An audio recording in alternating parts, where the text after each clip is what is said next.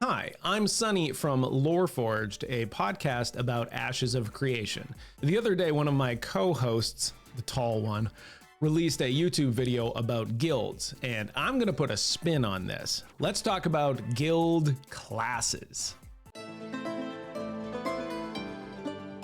I got my bow tie on. R2 is filled with tea because sometimes, well, you're just a little bit under the weather and can't always survive on coffee. But that's none of my business. It's not a great Kermit impression, but it's okay. Okay, guild classes. What are guild classes? Well, they're not a thing. I just invented it. However, in order to understand what I'm talking about, we're going to rewind a little bit onto guilds. So this is a bit of review on what Cash was talking about, but it's important. It's all about a thing called guild progression, which is an actual thing. If you have the max size guild, which for Ashes of Creation right now is 300 people, then you will be allotted a certain number of points to put into a sort of guild skill tree. The fewer people you have in your guild, the more points you're going to get to put into that skill tree. Seems a little backwards? Maybe, but think about it this way. Smaller guilds want to be able to compete in the big, scary world of gigantic guilds out there. So they need a boost. And the way they're going to get that boost is through guild progression. So by having a smaller guild, you'll be more efficient. You'll get more points. Bigger guilds are going to sacrifice that in the name of just raw numbers. Here's where we have fun. Now, we don't know a lot about the progression tree of guilds. There's a lot of speculation on what they will be. Here is my pitch to you and something to think about. I was doing a stream the other day and Vlhadus and I were talking about guilds, and we said, well, what if we could do this? What if you could have certain classes for your guild? Now, the origins of guilds are not just a group of people that kind of got together for fun because they wanted to meet other people. I have people skills. I am good at dealing with people. Can't you understand it? What the hell is wrong with you people?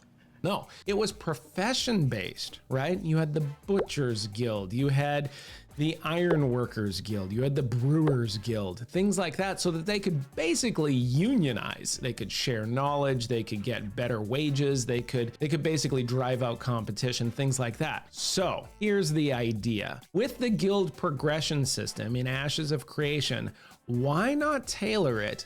Big, broad thing so that you could have additional bonuses as you went down for similarly classed items. Here's the pitch. You got two different polar opposite ideas. You have the Traders Guild and you have the Fighters Guild, okay? The Traders Guild. If you are a member of the Traders Guild, you get more HP to caravans. Maybe caravans go faster. Maybe you can put more things in caravans. Maybe you get reduced tax prices. Maybe you haggle better. Maybe you can carry more things in a backpack or on a cart or in a caravan. Maybe you can put more things on the auction house at the same time. All of these sort of stacking abilities inside of a guild so that the guild really does become the Traders Guild. And if you want to be a trader, you are gonna go to a guild that specializes in that. Or you have the other end of the spectrum. What if you had the Fighters Guild? The Fighters Guild, weapon durability lasts longer. Maybe you get a point here and there for crit. Maybe your weapons do more damage over time. You know, like a million different little odds and ends on how to be a better fighter. That would be amazing. And here's the real genius behind the whole idea. Now, I'm not calling myself a genius like Vlhadus and I sort of came up with this at the same time through talking this out. But the idea is this. If you can have a system that makes people want to go join a guild if they're a min-maxer. Let's say they're a fighter, or let's say they're a person like me that just loves the economy. I'm gonna try to find a trader's guild. Now, it's not as much fun as being in a guild with, say, my friends, but it would be cool if, let's say I didn't have friends and I had joined this game and I wanna find people that are similarly mindseted to me that are traders. One of us, Google gobble, one of us, we accept that one of us, Google gobble, one of us, we accept that one of us, Google gobble.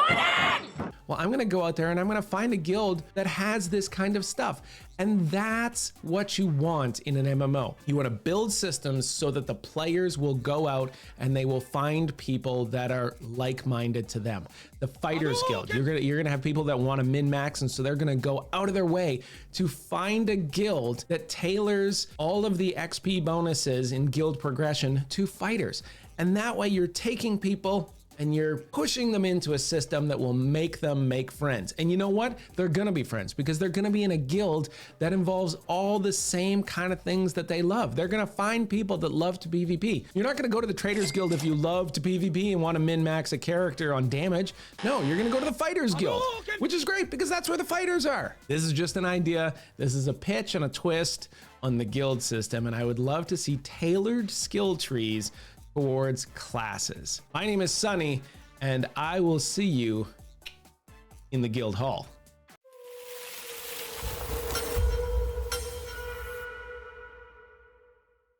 That's none of my business. Oh God, he's like Southern now.